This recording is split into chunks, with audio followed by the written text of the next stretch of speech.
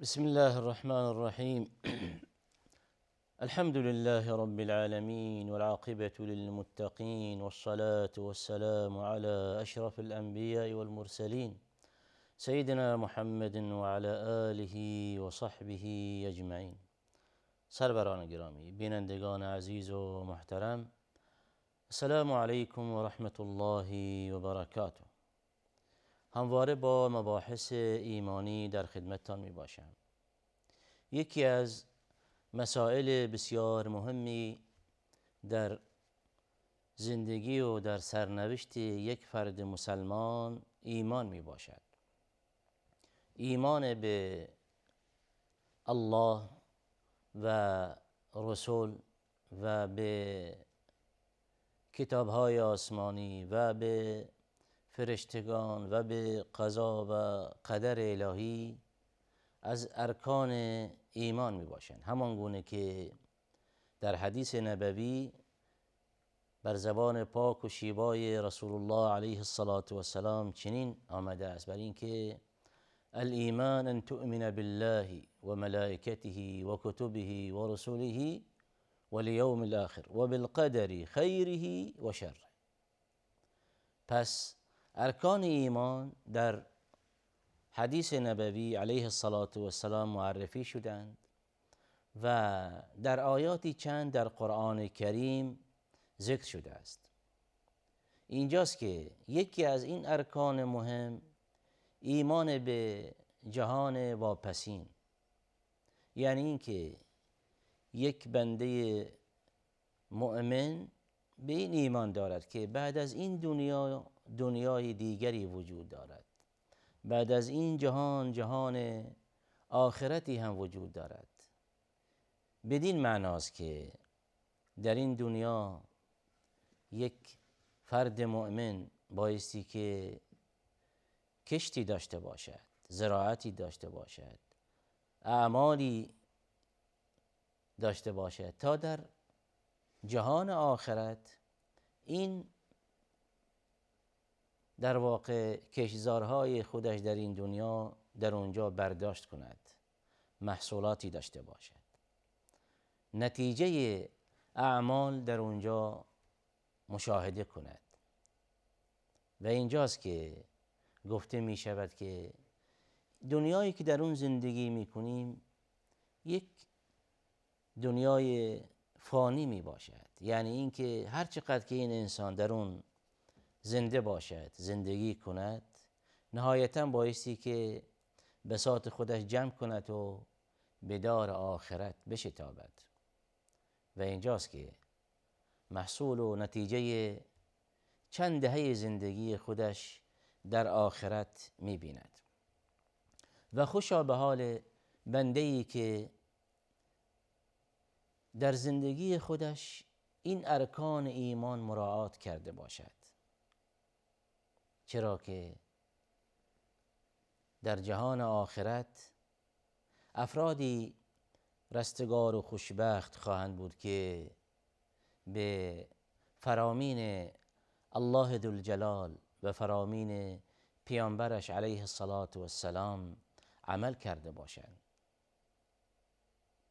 و اینجاست که مسئله ایمان مسئله بسیار مهمی است. و یکی از ارکان دیگر مهم ایمان به آنچه که رسول الله علیه السلام برای امتش آورده است. تمام فرامین پیامبر علیه السلام چه در باب امر و چه در باب نهی بایستی که مو به مو با تمام جزئیاتش رعایت شوند و تمام این فرامین تصدیق شوند. پس در وهله اول ایمان به پیامبران و در رأس پیامبران پیامبرمان علیه السلام، این که ایمان بیاوریم که پیامبران از جانب الله ذوالجلال برای هدایت و راهنمایی بشریت ارسال شدند. از جانب الله ذوالجلال مأموریت دارند و مکلف شدند که بشریت راهنمایی و ارشاد نمایند. و اینجاست که ایمانمان و تصدیقمان به رسالت پیامبر علیه السلام و اون چیزی که در باب حلال و حرام برای امت بیان فرمودن بایستی که رعایت شود و تصدیق شود. یکی از این موارد ایمان به معجزات رسول الله علیه السلام، ایمان به معجزاتی که برای پیامبر علیه السلام اتفاق افتاده است. و در نشست‌های گذشته به بعضی از این مسائل اشاراتی داشتیم. به عنوان مثال پیامبر علیه السلام برای بعضی از اصحابش اون چیزی که در سنت صحیح و پاک نبوی ثابت شده است دعا فرمودند و همان گونه که مشخص و معروف می باشد این است که پیامبر علیه السلام مستجاب الدعوه می باشند. یعنی زمانی که پیامبر علیه السلام برای احدی، برای فردی دعا بفرمایند دعاهایش مستجاب می شود از جانب الله ذوالجلال. این دعاها استجابت می شوند. و در روایت های متعددی و در نشست های گذشته اشاراتی داشتیم برای اینکه پیامبر علیه السلام به عنوان مثال دعایی می‌فرمایند برای صحابی از اصحابش، برای شاگردی از شاگردانش. به عنوان مثال دعایی داشتند برای یکی از شاگردان ممتاز خودش به نام عبدالرحمن بن عوف رضی الله عنه که در چند نشست گذشته در مورد سیرت این بزرگوار و در مورد شخصیت و جهاد و کارکرد این صحابی بزرگوار مسائلی به سمع حضورتان رسانده شد. پیامبر علیه السلام در مورد این صحابی بزرگوار دعایی داشتند، دعایی فرمودند و روایتی داریم که انس بن مالک یکی دیگر از شاگردان رسول الله علیه السلام این روایت از جانب سرور خودش و اون چیزی که شنیده است با توجه به در واقع اینکه انس بن مالک رضی الله از محضر پاک رسول الله علیه السلام بهره زیادی بردن و اینجاست که از زبان پاک و شیوای سرور خودش چنین نقل میکند که پیامبر علیه السلام برای عبدالرحمن بن عوف دعا فرمودند و برای او فرمودند که بارک الله لک. توجه فرمایید، پیامبر علیه السلام به شاگرد خودش عبدالرحمن بن عوف چنین فرمایدند که بارک الله لک، دعایی داشتند. حال این دعا از جانب الله ذوالجلال استجابت می شود و چنین شد که این دعا در حق عبدالرحمن بن عوف استجابت می شود و این عبدالرحمن بن عوف به یک شخصی با توجه به این دعا، به برکت این دعا به یک شخصی مبدل می شود که از جمله ثروتمندان صحابه در میاد، از جمله افرادی در میاد که در باب ثروت و مال و دارایی در واقع از دیگر افراد ثروتمند دست کمی ندارند. اینجاست که همین عبدالرحمن بن عوف رضی الله عنه با توجه به استجابت دعای پیامبر علیه السلام از اصحاب مالدار شدند و اینجاست که همین عبدالرحمن بن عوف رضی الله عنه تمام این نعمت بزرگ الهی با توجه به استجابت دعای پیامبر علیه السلام در راه امور خیر انفاق میکردند، در راه تأمین غزوه ها انفاق میکردند، در تمام کارهای خیر مشارکت داشتند.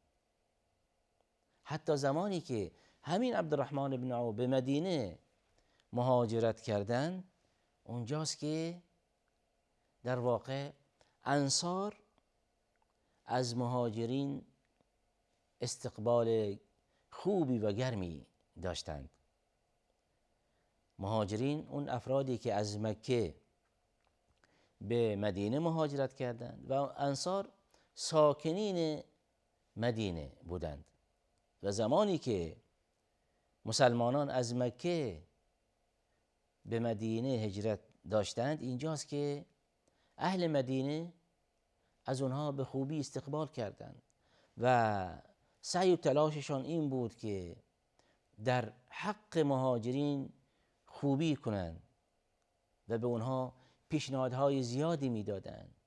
به افرادی که ضعیف بودند کمک و امداد میکردند. یکی از این افراد بعد از مهاجرتش عبدالرحمن بن عوف.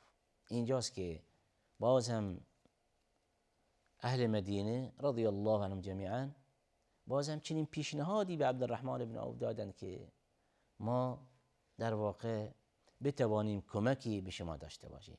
اما جالب اینجاست که همین عبدالرحمن بن عوف چنین فرمایش دادند که فقط مرا به بازار راهنمایی کنید، یعنی اینکه منو به جای اینکه منو کمک کنید، منو راهنمایی کنید و منو ارشاد به من در حق من ارشاد داشته باشید که چگونه در اینجا در واقع وارد بازار شوم، چه چیزهایی اینجا لازم است و الی آخره. اینجاست که عبدالرحمن بن عوف وارد بازار شدند و موفقیت‌های چشمگیری کسب کردند. این همه در وهله اول به برکت دعای رسول الله علیه الصلاة والسلام بود و ثانیاً با سعی و تلاش و بذل اسباب از جانب خود شخص عبدالرحمن بن عوف رضی الله عنه. و جالب اینجاست که دعای پیامبر علیه الصلاة والسلام آنچنان در حق عبدالرحمن بن عوف مؤثر بود که خودش نقل می کند، از خودش تعریف می کند که به برکت دعای رسول الله علیه الصلاة والسلام اگر من سنگی جابجا می کردم نفعی داشتم. پس توجه بفرمایید، مراد و مقصود این است که یک سری اعجاز نبوی اتفاق افتاده و صورت گرفته و یکی از این معجزات همین دعاهای پیامبر علیه الصلاة والسلام برای شاگردانش. هر جایی که پیامبر علیه الصلاة والسلام در مورد یکی از شاگردانش چنین لطف و عنایتی داشتند و برای اونها دعا فرمودند، دعاهایش مستجاب شده و آثار مثبت این دعاها بر زندگی شاگردانش نمایان شده. و اینجاست که همین عبدالرحمن بن عوف رضی الله عنه به برکت دعای پیامبر علیه الصلاة والسلام در تمام زمینها موفقیت هایی داشتند و این عبدالرحمن بن عوف با توجه به این که به برکت دعای رسول الله علیه الصلاة والسلام که موفقیت های زیادی هم کسب نمودند، اما از این هم غافل نباشیم که اصحاب رسول الله علیه الصلاة والسلام و رضی الله عنهم جمیعا به طور عموم در رکاب پیامبر بودند، در خدمت پیامبر علیه الصلاة والسلام بودند، برای اعلای کلمه توحید شمشیر زدند، در غزوه های مختلف که بین مورخین بین 25 الی 28 غزوه شمرده شده و بیان شده، این افراد به عنوان سربازان اسلام در اونجا برای پیشبرد و پیشرفت اهداف اسلامی شمشیر زدند. پس اینجاست که توجه بفرمایید، یکی از این رزمندگان مهم اسلام همین عبدالرحمن بن عوف رضی الله عنه بودند و فردی بوده که در خدمت اسلام و مسلمین و فردی بوده که مدالش و هدیهش هم از جانب رسول الله علیه السلام دریافت نموده است. پیامبر علیه السلام 10 تن از شاگردان ممتاز خودش به عشره مبشره مژده بهشت دادند. 10 تنی هستند که در واقع به عشره مبشره معروفند، یعنی این 10 تن افرادی هستند که پیامبر علیه السلام اونها را به بهشت برین مژده داده است. یعنی فرمایش دادند که این افراد بهشتی هستند و هر کدام از ما هم به عنوان یک مسلمان به این ایمان داریم و فرموده پیامبر علیه السلام هم تصدیق میکنیم و این تصدیق ما و ایمان ما به همین فرموده پیامبر علیه السلام یکی از ارکان مهم ایمان نزد یک بنده می باشد. پس ایمان به فرموده های پیامبر علیه السلام و تصدیق فرموده های پیامبر علیه السلام از ایمان تک تک ما بندگان مؤمن می باشد. پس در اینجاست که ما به این ایمان داریم با توجه به فرموده پیامبر علیه السلام در مورد شاگردان خودش که 10 تن می باشند در این روایت و در روایت های دیگری هم افراد دیگری هم به بهشت بشارت دادند. در اینجا هم این 10 تن که یکی از این 10 تن همین عبدالرحمن بن عوف رضی الله عنه می باشد که به بهشت برین معرفی شدند و همچنین همین عبدالرحمن بن عوف در زمان خلافت راشده، در زمان خلافت امیر المؤمنین عمر بن الخطاب رضی الله عنه باز هم یکی از کاندیدای حکومت معرفی می شوند، برای اینکه یعنی این لیاقت و شایستگی داشتند که بتواند بعد از حضرت امیر المؤمنین عمر بن الخطاب خلافت مسلمین به عهده بگیرد. اما در نهایت با انصراف عبدالرحمن بن عوف رضی الله عنه و این جریان خلافت که در نشست گذشته به اون اشاراتی داشتیم. پس این مختصری بود در مورد سیرت عبدالرحمن بن عوف و ایمانش و اینکه به برکت دعای پیامبر علیه السلام برای او موفقیت های زیادی کسب نمودند. و آخر دعوانا ان الحمد لله رب العالمین.